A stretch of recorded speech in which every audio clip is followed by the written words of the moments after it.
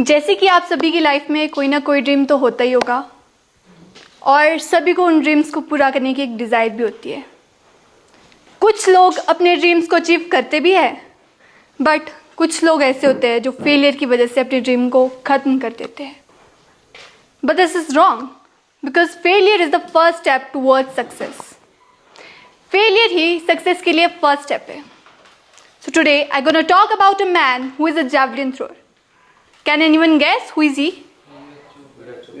Yes, he's Neeraj Chopra. Neeraj Chopra was born on 24th of December 1997. Neeraj Chopra का जन्म 24 दिसंबर 1997 को हुआ था और उनकी फैमिली का मेन ऑक्यूपेशन फार्मिंग था।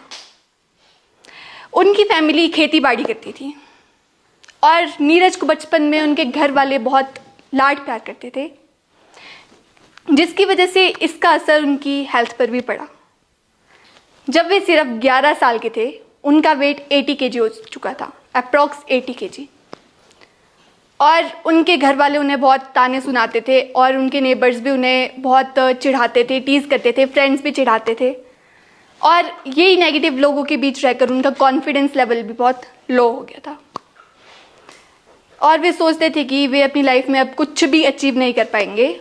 But then he decided that कि वे अब अपना ज़्यादा मजाक नहीं बनने देंगे, जिसके लिए उनके फैमिली मेम्बर्स ने उन्हें पानीपत स्टेडियम ज्वाइन करवाया, जहाँ पर वे अपना वेट लॉस करने के लिए रनिंग करते थे। और तभी उन्होंने वहाँ पर अपने सीनियर जयवीर चौधरी को जैवलिन थ्रो करते हुए देखा, जो कि उस टाइम जैवलिन में हरियाणा को रिप्रेजेंट कर रहे थे। तो एक दिन उनके सीनियर ने उन्हें सजेस्ट किया that you should try javelin throw. Neeraj ने पहली बार जैवलिन को बहुत दूर थ्रो किया, जिस पे उनके सीनियर ने उनसे कहा कि तुमने जैवलिन को बहुत दूर थ्रो किया है और तुम इसमें बहुत आगे तक जा सकते हो। जिस पे नीरज ने बहुत सोचा और फिर उन्हें डिसाइड किया कि वे जैवलिन ही करेंगे। और कुछ समय ट्रेनिंग करने के बाद उन्होंने अपने डैड से कहा कि उन्हें एक जैवलिन चाहिए और उसका प्राइस अप्रॉक्स 1 लाख रुपीज़ है और एक फार्मर के लिए इतना अफोर्ड कर पाना बहुत मुश्किल था।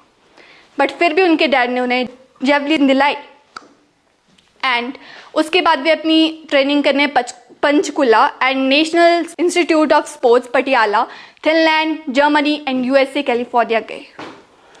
और उसके बाद and he won gold medal in 2016 under twenty championship and after that he won gold medal in Asian games and commonwealth games.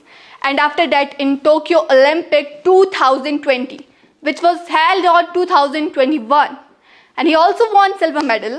He won silver medal in Open World Championship 2022, and he won silver medal in Paris Olympic 2024. So Neeraj's story tells us that no dream is too big and too far.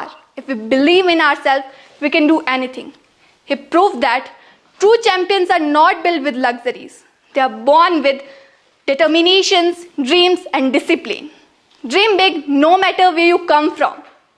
You have to dream before your dreams can come true. आपको dream देखने होंगे तभी आपके dreams सच होंगे. So let us dare to dream today and turn those dreams into reality. So that's all about my Neeraj story. Thank you. Have a great day ahead.